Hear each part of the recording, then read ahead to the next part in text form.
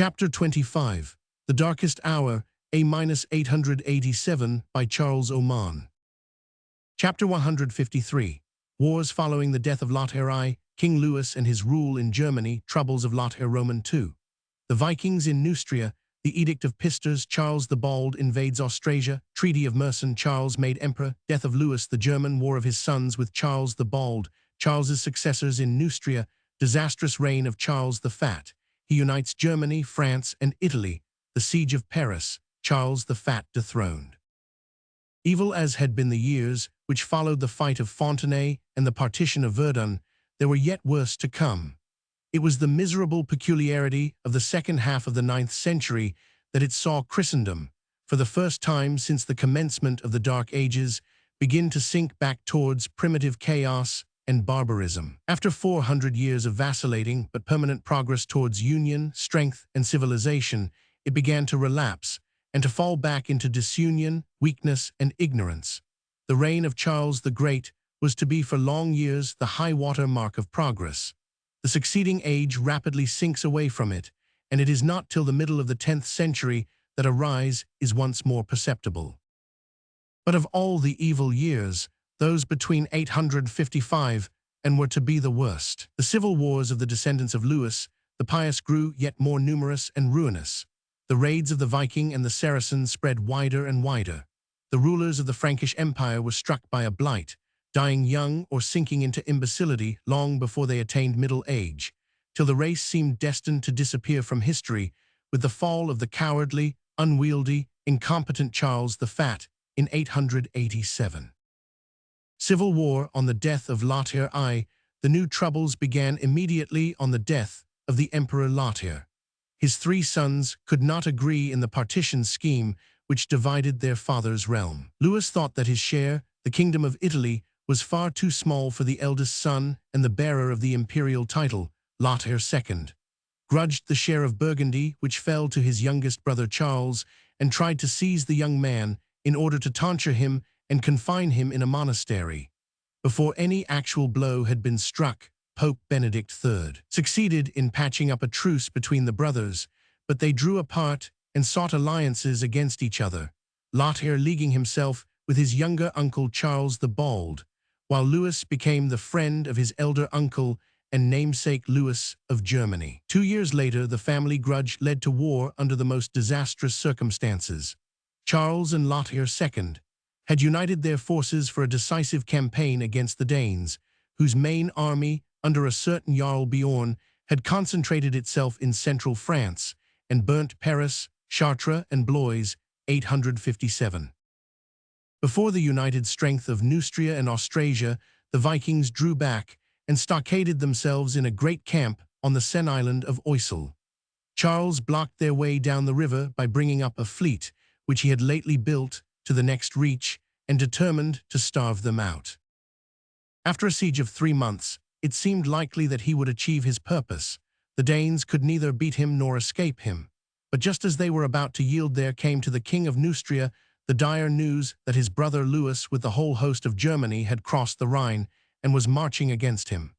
Charles straightway raised the siege of Oisel, allowed the Danes to burn his fleet and to escape, and turned eastward to resist King Louis. Their armies met at Brienne-sur-Aube, but when Charles saw the overwhelming numbers of the Germans, his heart failed him, as it often did in such a crisis, and he deserted his men and fled away into Burgundy. Deprived of their leader, his vassals laid down their arms, and most of the Neustrian counts and bishops did homage to King Louis. The German monarch was able to take possession of his brother's realm and to proclaim himself king of the West Franks. His nephew Lothair II sent to beg for peace from him, and it seemed that Louis would become the suzerain of all the realms north of the Alps. Louis the German wins and loses Neustria. But when he had sent away his German troops and prepared to winter near Laon among the Neustrians, the instability of his power was suddenly shown. Charles the Bald had secretly raised a new army in Burgundy. He marched on Laon at midwinter. The Neustrians refused to take arms against their old king, and Louis, with a very small following, had to flee away into Germany and abandon his lightly won dominion over the West Franks. 18 months later, the brothers made peace, 860, but no treaty could undo the harm that the reckless ambition of Louis had brought on all the Frankish realms. While the war was raging, the Danes had swept unresisted across the land. One army had harried the Rhine mouth and Flanders, another had sacked Amiens and Noyon, a third had entered the Mediterranean, sailed up the Rhone, and devastated the distant kingdom of Charles of Provence, the younger brother of Lothair II, a weakly youth racked by epileptic fits, who showed no power to defend his fertile land from the pirates.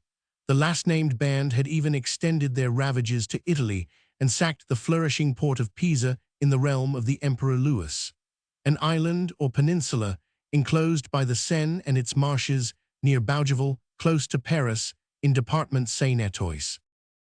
From the time of his wicked invasion of Neustria onward, King Louis the German, who had hitherto been the most fortunate of the Carling kindred, began to meet with troubles to which he had as yet been a stranger. While his attention had been directed to the west, his Slavonic vassals in the east, the Abatrites, rose in rebellion. When he led a host against them in 862, he encountered defeat and disaster. But a far worse blow came from the bosom of his own family. His eldest son Carloman, whom he had made governor in Carinthia and the Bavarian Ostmark, rose in rebellion against him. Family troubles of Louis the German, twice conquered and twice pardoned, 861, and the ungrateful prince took arms for a third time in 864 and compelled his father to grant him a share in the kingdom. Feeling old age closing in upon him, and hoping to conciliate all his sons, Louis the German now took the unwise step of dividing his realm in his own lifetime, just as his father Louis the Pious had done. He made Carloman king of Bavaria and Carinthia, designated his second son and namesake Louis to be ruler of Saxony, Thuringia, and Franconia, and his youngest-born Charles the Fat to reign in Suabia and Rhaetia, 865. He must have felt that the hand of heaven was laid upon him in punishment for his own unfilial conduct to his father Louis the Pious, for his sons dealt with him just as he had dealt with the old emperor 30 years before. They murmured about the boundaries of their heritages and often took arms both against him and against each other. 4 separate rebellions of one or another or all of the princes are recorded between 865 and but Louis the German was made of sterner stuff than his pious father. Time after time, he beat down the risings of his undutiful sons, and after each victory had the constancy or the feebleness to restore them to their former honors. In spite of these rebellions, and in spite of the successful revolt, first of the Abatrites and then of the Moravians, both of whom succeeded in shaking off their dependence on the empire, Germany was yet the most fortunate of the 5 Frankish realms. The subjects of the 3 sons of Lothair I, who were now ruling the fragments of their father's Middle Kingdom, all had evil times to endure. Of the troubles of Louis, the emperor in Italy, we shall speak elsewhere. His 2 younger brothers fared even worse. The epileptic Charles of Provence was vexed by Danish and Saracen pirates, as well as by the intrigues of his greedy uncle Charles the Bald, who tried to add Provence to his own Neustrian dominions, though he was entirely unable to protect even Neustria from the Danes. Lothair Roman II. In Austrasia, or Lotharingia, as men now began to call it after its ruler's name, was sore vexed by the Vikings, who pushed up the Rhine as far as Neuss and Köln, the bigamy of Lothair Roman II. But he was far more incommoded by a trouble for which he was himself entirely responsible. He drove from his court his wife Teutberga and openly married his concubine Waldrada. Not only did this bigamy lead to the rebellion of Teutberga's brother Hucbert, abbot of St. Maurice and Duke of Transjurane Burgundy, but it brought on a quarrel with the papacy which embittered all Lothair's remaining years. Pope Nicholas I set his face against the king's unrighteous dealings with his wife and repeatedly summoned him to take her back to his couch. He induced the nobles of Lotharingia to compel their king to dismiss Waldrada for a season, but Lothair was passion's slave and soon chased away his wife and again sent for his mistress. This brought on him fresh thunders of ecclesiastical censure, and for the last 10 years of his life he lived under the ban of the Pope, till in 868 he was so far humbled that he came in person before Hadrian Roman II, and made a complete surrender, one of the greatest triumphs that the papacy had won since the days of Gregory the Great. But though the other Frankish kingdoms fared ill, it was, as usual, the realm of Charles the Bald which bore the brunt of the troubles of Christendom. There were now permanent hosts of Danes established at the mouth of each of the great rivers of France, the Somme, Seine, Loire, and Garonne. The chronicles call them Pagani Sequinenses or Pagani Lydrenses as a matter of course. Settled on islands or headlands at the mouths of these rivers, each band devoted itself to the harrying of the district which lay inland from its camp. Meanwhile, Charles the Bald left the defense of his realm to the local counts and busied himself in futile schemes for seizing the realms of his nephews, Charles of Provence and Lothair of Austrasia. He was not without his family troubles. His children, like those of Louis the German, were very unruly. His second son Charles, who ruled Aquitaine for him, tried to make himself an independent king, and his youngest son Carloman was detected conspiring against his life, for which he was condemned to blinding and perpetual imprisonment. But neither domestic troubles nor Viking raids could keep Charles from his unending intrigues against his brother and his nephews. When he did turn his attention to his own proper business, his methods of dealing with the problems that lay before him were not generally wise. No man of real intelligence would have conceived the plan that Charles invented in 861 for getting rid of the Vikings by bribing them to fight each other. The wily pirates took the king's subsidy and then all united against him, as might have been expected. There were, however, two schemes for organizing resistance against the Danes, which were broached at Charles's council board, that are worthy of note, as foreshadowing the methods by which the invaders were ultimately to be checked. The great difficulty which the Franks had hitherto found in dealing with the Vikings came mainly from two reasons: the power of rapid movement which the enemy possessed, and the fact that walled towns were still very rare, and castles quite unknown in the Frankish realms, so that the inhabitants of the countryside had no secure shelter to seek. The Edict of Pisters, 864. In the Edict of Pisters, 864, Charles shows some appreciation of these two difficulties and endeavors to dispose of them by very well-judged measures. To cope with the swiftly moving Vikings, he determines to make the Frankish army more mobile also. He endeavors to substitute cavalry for the unwieldy masses of local levies by ordering that omnes pagences Franciqui equos habent aut haber passant cum sues comitibus in hostem int. The day of feudal cavalry was indeed just beginning, and from the military point of view, this expedient was perfectly correct. Unhappily for the monarchy, the day of the feudal horseman was also to be the day of feudal separation and disunion. The second measure, ordered by the Edict of Pisters, was one for the strengthening of the kingdom by means of fortifications. The particular plan which Charles most favored was that of blocking the great rivers by fortified bridges. Towns lying beside the water were to throw a bridge across, with a fortified bridgehead on the opposite bank. Thus the Vikings would find their advance up the lines of the rivers completely checked, since their boats would not be able to pass under the bridges till the forts at either end of them were taken, a long matter in those days when the art of politicks had sunk so low. As the first fruits of this edict, a strong bridge was built at Pisters itself, low down the Seine, where the Jura flows into the great river. It was at the same time that the island on which old Paris lay was furnished with two fortified bridges across the northern and southern branches of the Seine, joining it to the mainland. It was mainly owing to these defenses that, when next attacked by the Vikings, Paris, though twice plundered before, held out successfully and did not suffer capture and desolation after its third siege. In 863 died Charles, King of Provence, the youngest son of the Emperor Lothair I, carried off by the epilepsy that had always afflicted him. His little kingdom was divided between his brothers Lothair Roman II and Louis the Emperor, to the great discontent of Charles the Bald, who would have liked to have a hand in the partition.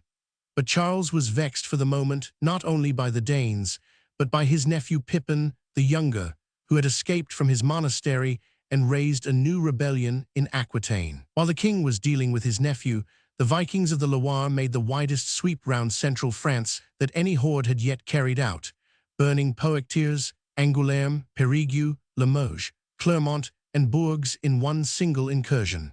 The end of Pippin of Aquitaine. The rebel Pippin joined himself to them, and is actually said to have cast aside his Christianity and worshipped Woden in their camp, ex monacho, apostata factus, ritum paganorum servavit.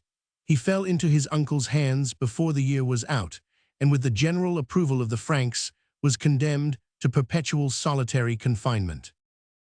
For a short time after these events, the West Frankish kingdom was destined to have a time of comparative respite from the inroads of the Northmen. In 867, all the Vikings of the West massed themselves for an attack on England, which had hitherto suffered comparatively little at their hands.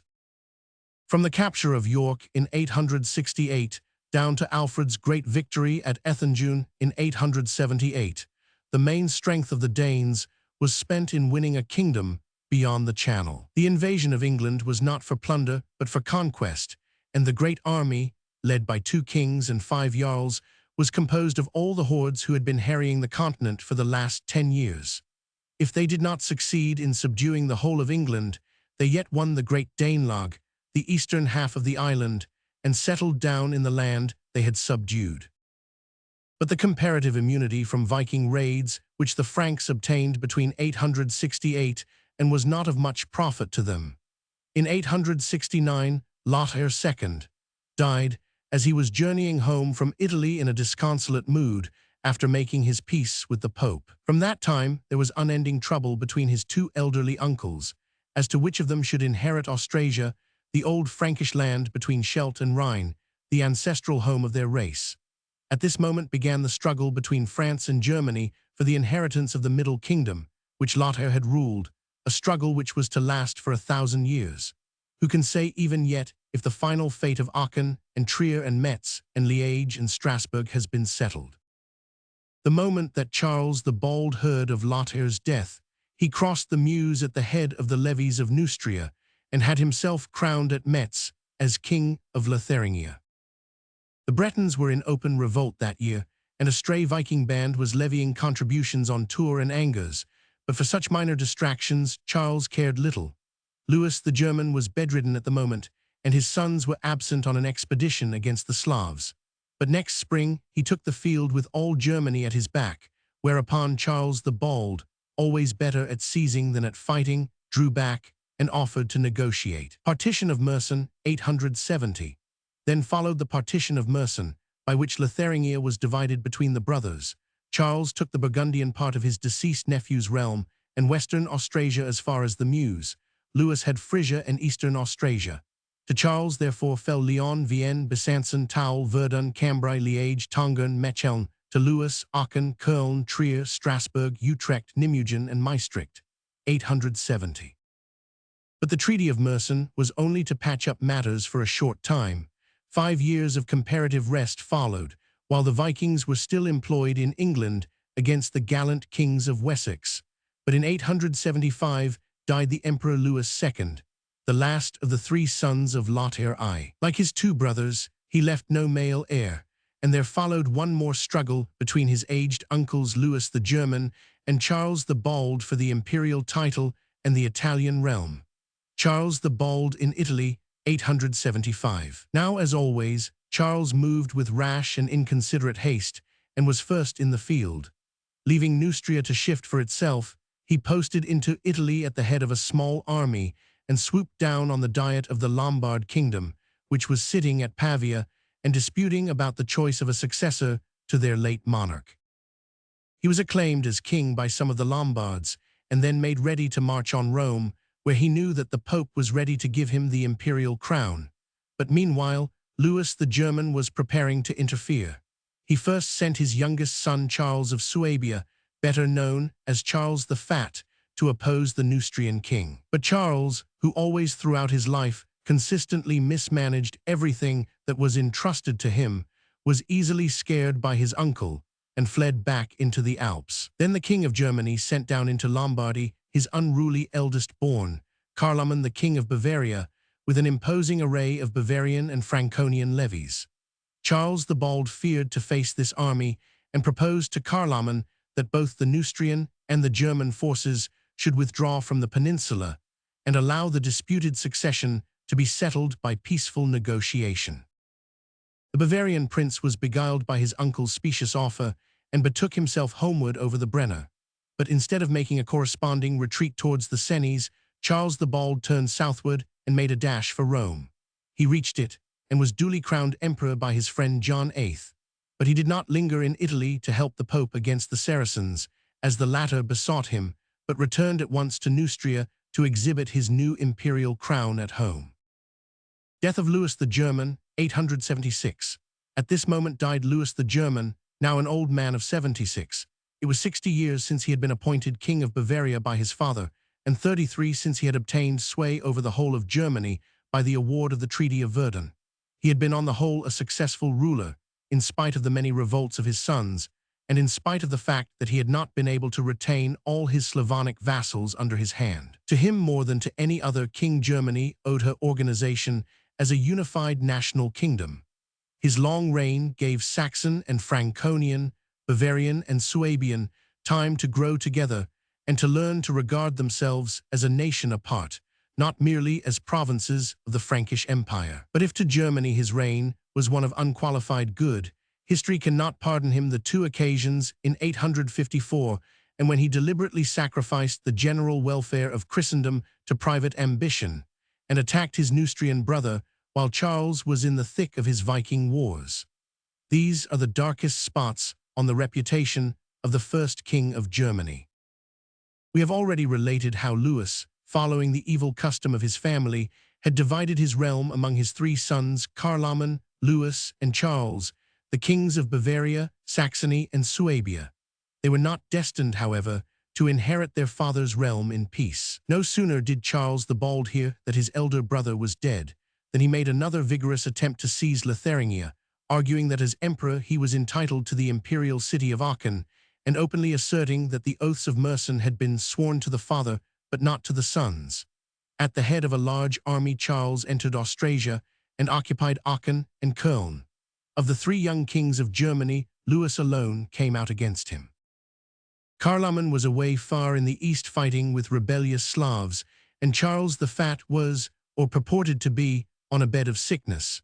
Charles the Bald beaten at Andernach. The fate of the lands between Rhine and Scheldt was settled by a battle at Andernach, in which the Neustrians, though superior in number, were completely defeated by the Franconians and Saxons of Louis of Saxony. Charles the Bald was, as usual, the first to fly, and arrived in safety at Liège, though the greater part of his army was cut to pieces. He returned to his home to find a Danish fleet up the Seine, for the Vikings were just beginning to drift back from England. But such troubles moved him little, and though his Austrasian expedition had fared so ill, he started off with hardly a moment's pause on an equally rash and ill-judged descent into Italy, where the imperial crown that he had so lightly gained in 875 was now in jeopardy. He sent the Vikings £5,000 of silver to induce them to transfer their ravages from Neustria to his German nephew's land, and hastened to Lombardy with a small and hastily equipped army, for the best of his men had been slain or captured at the Battle of Andernach. Charles met his friend Pope John VIII at Pavia and was about to proceed to Rome when he heard that his eldest nephew, Carloman of Bavaria, who possessed many supporters among the eastern Lombards, had crossed the Alps and was marching against him, eager to revenge the treachery to which he had been subjected in the preceding year. Charles dies in Italy, 877. Charles hastily fled before the approaching forces of the Bavarian, but as he was crossing the Cenis, he was stricken down by dysentery and died suddenly in a miserable hut at the foot of the pass, 877. Charles the Bald was still below the age of 60, but he had been a king from his boyhood and had reigned over the West Frankish realm, which the Treaty of Verdun gave him for 34 disastrous years. Of all the Carlings, he was the man who wrought the empire the most harm. His birth had been a misfortune. The endowment of his youth cost the state a long civil war. His manhood was flighty, unscrupulous, eager, yet unstable. He started several wars by reckless snatching at the heritages of his kinsmen, but when withstood and faced, he always slunk away in rapid retreat. The condition of Neustria was a disgrace to his name. If half the bribes and subsidies that he had spent to buy the Danes' departure had been used in military preparations against them, they might easily have been driven off. But Charles was always busied with fantastic schemes of foreign conquest, and while his eyes were fixed abroad, he allowed his realm to fall to pieces at his feet. History can find nothing to praise in the first king of France. In the 10 years which followed the death of Charles the Bold, a blight seemed to fall upon the house of the Carlings. King after king was swept away by an untimely death, some by accident, more by disease. In France and in Germany, 6 reigning monarchs died without leaving a single child of legitimate birth, and by 887 the royal house was represented by one solitary male heir, and he a boy of only 8 years old. Meanwhile, the Danes had returned from England in full force, and the whole empire of these short-lived kings was enduring the worst crisis that had yet fallen upon it. Reign and death of Louis the Stammerer, 877–879. Charles the Bald was succeeded in Neustria and Aquitaine, or France, as we may now call the Western realm, by his son Louis II, better known as Louis the Stammerer. The new king was a prudent and circumspect ruler, very unlike his flighty parent. He at once gave up all pretension to the kingdom of Italy and the imperial crown, though John VIII urged him to reassert his father's claims. He promptly made peace with his German cousins, renewing with them the terms of the Treaty of Mersin, by which Eastern Lotharingia fell to Germany and Western Lotharingia to France. He then took the field against the Danes, who had just returned once more to the mouth of the Loire, but while engaged with them, he was stricken down by disease and died a few months later, long before he had completed the second year of his reign, 879. He left 2 sons, Louis and Carloman, and a third child was born to him just after his death, and christened Charles. The counts and bishops of France, following the invariable and unhappy custom of the times, crowned both Louis and Carloman as kings. The 2 lads, they were but 17 and 16, were not to enjoy a quiet heritage. Alfred had just expelled from England those of the Danish great army who had refused to settle down in the Danelagh and do him homage. Accession of Louis III, and Carloman, 879. The swarm of Vikings fell on Flanders and burnt Ghent and St. Omer before the young king's reign was 2 months old. At the same time, Louis of Saxony, on whom the spirit of greed that had possessed Charles the Bald seemed now to have descended, invaded Neustria, summoned, it would appear, by some disloyal counts. But the West Franks rallied around their young masters, and Louis the Saxon consented to retire on condition that Western Lotharingia, the lands that Charles the Bald had acquired by the Treaty of Mersin 10 years before, should be ceded to him. So Liège, Namur, Cambrai and Tongan became for the moment German and not French. In another part of the West Frankish realm, an equally serious loss was at the same time taking place. Since the death of the good Emperor Louis Roman II, Provence and southern Burgundy had been united to Neustria, 875–79. But Louis' only daughter, the Princess Hermingard, had now found a strong and ambitious husband in Boso, Count of Vienne, one of the governors of Burgundy. Taking advantage of the crisis in Neustria, this Count Boso resolved to assert his wife's claim to her father's heritage. In Italy he failed to win success, though the Pope would gladly have helped him, but in Provence and Lower Burgundy the nobles rallied to his standard. Boso made King of Arles, 879. He was proclaimed king in October 879 and afterwards crowned at Lyon. His new realm of Arles, Provence, or Lower Burgundy, for it is found styled by all these names, was the first fraction of the empire of Charles the Great to pass away from the male heirs of the great royal line. Boso's dominions nearly coincided in size with the kingdom of Provence, as it had been held by Charles the son of the Emperor Lothair. They included the whole valley of the Rhône, from Lyon to the sea and the borders of Italy. While the West Frankish kingdom was being cut short to north and south, Germany was on the whole in better condition. The 3 sons of Louis the German, unlike most royal brothers of the time, dwelt together in harmony. The 2 elder brothers had come to an agreement that Carloman should prosecute his fortunes in Italy, while Louis sought to aggrandize himself in Lotharingia. But Carloman, after driving Charles the Bald out of Lombardy and mastering most of the land north of the Po, was stricken down with a fever which terminated in a paralytic stroke. He was carried back to Bavaria and survived for 2 years, but never rose from his couch again. Feeling the hand of death upon him, he handed over the administration of his realm to his brother Louis, only stipulating that the frontier duchy of Carinthia should be given to his own illegitimate son Arnulf, the child of a Slavonic princess whom he had taken as his concubine. Carloman lived out another year and died in 880 before he had passed the limits of middle age. Charles the Fat, King of Italy, 879. Meanwhile, his place in Italy had been taken by his shiftless younger brother, the King of Suabia. Charles the Fat entered Italy in the autumn of 879, was everywhere recognized as king, and solemnly received the Lombard crown from John VIII at Ravenna. But his new kingdom saw little of him. Though he was earnestly besought to oppose the Saracen invaders of the south, he did nothing of the kind, but went ingloriously home to Suabia. The Danes were by this time mustering in greater strength than ever for an assault on the Frankish Empire. They had gathered together from all the shores of the west, and this time threw themselves on the eastern realm, not on their old prey in Neustria. Great Danish invasion, 880. The year 880 was long remembered by the Germans for the awful defeat suffered on the Lüneburg Heath near Hamburg by the levies of Saxony and Thuringia. Bruno, Duke of Saxony, 2 bishops, with no less than 12 counts, were left dead upon the field, and the victorious Vikings ravaged the whole valley of the Elbe without further resistance.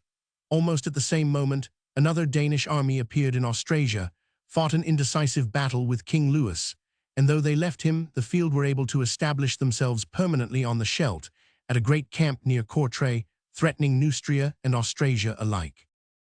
Battle of Saucourt, 881. In the spring of 881, they made up their minds that the western realm should first be their spoil. Marching on Beauvais, they met at Saucourt the young king of France and his levies, to the joy and surprise of all Western Christendom. Louis III inflicted a crushing defeat on the invaders, slew 8,000 of them, and chased them as far as Cambrai, beyond the borders of his own kingdom. This was the only pitched battle of first-rate importance that the Franks had won over the Vikings, and great hopes were entertained that in Louis III, Europe might find a savior from the sword of the pagans. But ere a year was out, the gallant young king met his death in a foolish frolic, and left the Neustrian throne to his brother Carloman. The Danish army, which had been defeated at Saucourt, retired to Ghent, where it was strengthened by newly arrived bands under 2 famous sea kings, Siegfried and Godfrid. Then the host threw itself on Austrasia as the autumn was closing. The levies of the old royal land of the Franks were beaten. Their king, Louis of Saxony, was far away, and the winter months of 881 saw the whole countryside harried, from the Scheldt mouth to the Eifel. Austrasia harried by the Danes. The inland parts of Austrasia had hitherto been exceptionally fortunate in escaping the Danish sword, but in this fatal winter Liège, Maastricht, Tongeren, Köln, Bonn, Neuss, Zulpich, Malmedy, Nimwegen, and every other town in the district was pillaged. Most heartrending of all was the sacking of the royal city of Aachen. The Danes plundered the palace, stabled their horses in the cathedral, and broke the shrine and image above the tomb of Charles the Great. To the despair of all Germany, King Louis the Saxon, whose task it should have been to attack the invaders in the next spring, died on January 20th, 882, the 4th Carolingian monarch who had been carried to the grave within 3 years.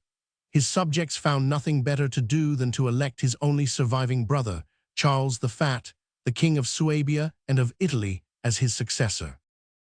Charles the Fat, King of Germany. Thus began the unhappy reign of Charles, the last Carolingian emperor of the full blood. He was at this moment in Italy, where he had been visiting Rome and receiving the imperial crown. Making a leisurely journey homeward, the Danes were meanwhile sacking Trier and Metz.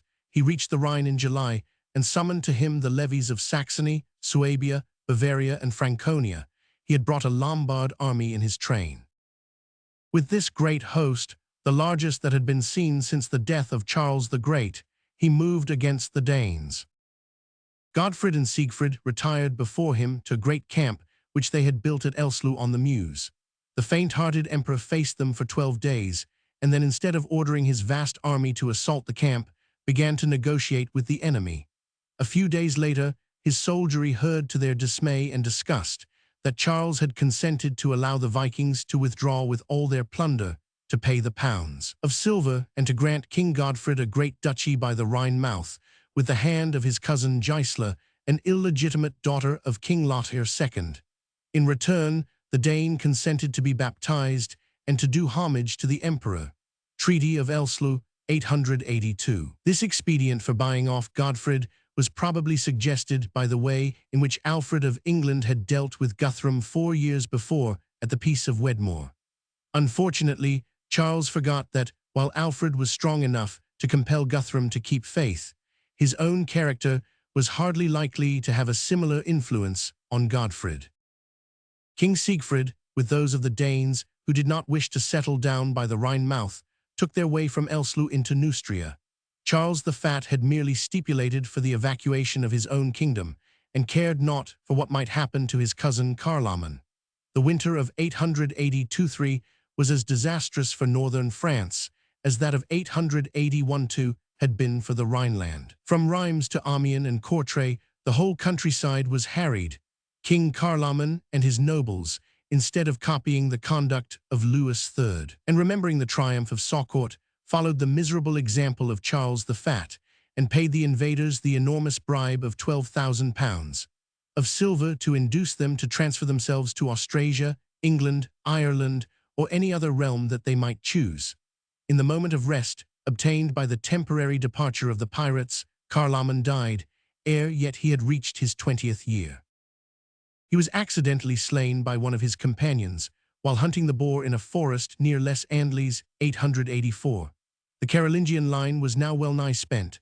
5 kings had died in 5 years, and the only males surviving were the shiftless Emperor Charles the Fat and Carloman's younger brother, a child of 5, the posthumous son of Louis the Stammerer, the prince whom the next generation was to know as Charles the Simple. Charles the Fat inherits Neustria, 884. Rather than face the horrors of a minority, the West Franks sent to the emperor and besought him to take up the kingship of Neustria. All the empire that had obeyed Charles the Great was therefore united once more beneath a single scepter, save the little realm of King Boso in Provence. But Charles the Fat was a sorry substitute for his great namesake. The 3 years of his reign over the whole of the Frankish kingdoms, 884-7, were fated to shatter the last remnants of loyalty in the breasts of the subjects of the empire, and to cause them to cast away the old royal house in despair and seek new saviors and new kings. The history of these 3 evil years is easily told. Hearing of the death of Carloman, the Danes flocked back to Neustria. Oaths sworn to a dead man, they said, did not count, but their return was chiefly caused by a thorough beating which their main body had suffered at Rochester from the strong hand of King Alfred. At the same time, the converted Viking Godfred rose in rebellion on the lower Rhine. He impudently bade the emperor give him the rich lands about Bonn and Koblenz, because his duchy had no vineyards to yield him wine. Charles did not take arms against him, but sent ambassadors to lure him to a conference. When the Dane appeared, the Counts Henry and Eberhard treacherously cut him down and massacred his retinue. The army of Godfred broke up. Some of his warriors went plundering in Saxony, where they were cut to pieces. The rest joined King Siegfried, who was just about to invade Neustria, 885. Great Siege of Paris. The great host of the Vikings had once more united itself under Siegfried and entered North France, as if designing to subdue the whole country and settle down therein. But they met with an unexpected resistance at Paris, where the local count and bishop, Odo and Goslin, had gathered together all the best warriors of Neustria. The defense of Paris was the bravest feat of arms which the Franks had wrought since the Battle of Saucourt. They maintained the Isle of Paris, with its 2 fortified bridgeheads over the 2 branches of the Seine, for more than 11 months, against all the assaults of the Northmen, nuanced. 886. 700 Viking keels were drawn ashore on the flat land where the Champ de Mars now lies, and 0 Vikings beset the city on all sides. But though shamefully abandoned by the emperor, who chose the time as suitable for a journey to Italy, Odo and Goslin refused to despair, even when the northern bridgehead was cut off from the city by an inundation and burnt by the besiegers. At last, in the summer of 886, Charles the Fat so far bestirred himself as to raise the national levies of the whole empire, and march to the relief of Paris with an army not less than that which he had led 4 years earlier against the camp of Elsleu. But when his vanguard received a check, and its leader, Henry, Duke of Franconia, was slain, the emperor refused to risk an attack on the Danes. Charles the Fat bribes the Danes. Once more the disgraceful scene of Elsleu was renewed. Charles paid the Danes £700 of silver and gave them permission to pass up the Seine into Burgundy and work their will there.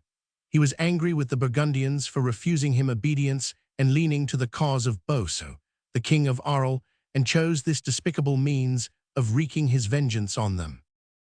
Paris was saved, and the reputation of its gallant defender, Count Odo, raised to the highest pitch. But the emperor had thrown away his last chance and forfeited the respect of even the meanest of his subjects. His remaining days were few and evil. Attacked by softening of the brain and burdened by an ever-increasing corpulence, he retired to Germany after the disgraceful Treaty of Paris. There his doom was awaiting him. The counts and dukes of the East Frankish realm conspired against him, headed by his illegitimate nephew Arnulf, Duke of Carinthia, the son of King Carloman. In 887, the young duke took up arms, openly announcing that he was about to march on Frankfurt and depose his uncle. Abdication of Charles the Fat. Charles tried to raise an army, but none of his vassals would lend him aid.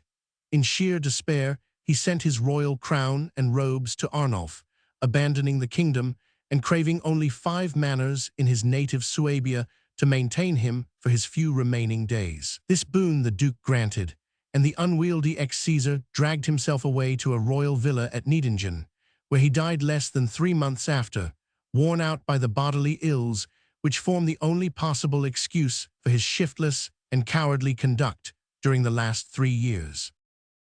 Meanwhile Arnulf entered Frankfurt and was there hailed as king by all the counts and dukes of Germany. He was known as a brave and able young man, and though he was Arnulf, king of Germany, 880–899. But a carling of bastard blood, the East Franks gladly entrusted themselves to the protection of his arm. But the other parts of the empire did not consider themselves bound to follow the lead of Germany. In each of the kingdoms, a noble of great local note and power stepped forward to claim the crown of his native land. Western Europe in 890. In Neustria there still survived one Carling of the direct line, the boy Charles the Simple, Carloman's youngest brother. But he had only reached the age of 8, and when Paris was but just saved, and the Danes were still on the Seine, it was no time to give the crown to children. Odo, King of France. 2 claimants appeared for the Neustrian throne, Wido, Duke of Spoleto, an Italian noble whose mother had been a daughter of the Emperor Lothair, and Odo, Count of Paris, the hero who had saved his city from the Danes in the past year. Though he could boast of no Carolingian blood in his veins, Odo easily carried the day against his rival. He was crowned king at Campigny by Walter, Archbishop of Sens, and soon forced Wido to leave France and retire to Italy. We shall relate in another chapter how Berengar of Friuli was chosen king of Italy, and how he was obliged to fight hard for his crown with Wido when the latter returned from his unsuccessful expedition to France. Rudolf, King of Upper Burgundy. A 4th kingdom was established in the Jura and the Western Alps by Count Rudolf, one of the governors of Upper Burgundy. He first got himself crowned at St. Maurice by the counts and bishops of Helvetia, and then, pushing beyond the Jura, was again proclaimed king at Toul. But Rudolf never got any firm footing in Lotharingia. His realm was limited to the lands north of the Alps, west of the Aar, and east of the Saône. The chief towns of this, the smallest of the fractions of the Carolingian realm, were Lausanne, Geneva, St. Maurice, and Besançon. Boso's kingdom of Arles, or Lower Burgundy, was now in the 9th year of its existence. Its founder had died in 887, but his son Louis, a Carolingian on the female side through his mother Hermingard, the daughter of the Emperor Louis of Italy, had succeeded without trouble to his father's throne. Thus the Frankish Empire was cut up into 5 states, not ephemeral creations of a heritage partition, like the many kingdoms which we have seen rising and falling from the days of the Merovingians onward, but more permanent divisions, three of which represented real national differences, while even the other two, the Upper and Lower Burgundy, had a certain national coherence and individuality of their own, and were destined to last for several generations. One of the five realms was ruled by a bastard Carolingian, two by two princes who boasted a Carolingian descent on the spindle side. Only France and Upper Burgundy were in the hands of monarchs who could lay claim to no drop of the ancient royal blue. Rudolph of Upper Burgundy was connected by marriage with the Carlings. He was nephew of the Empress Judith, the mother of Charles the Bald, and therefore cousin to all the Neustrian Carlings.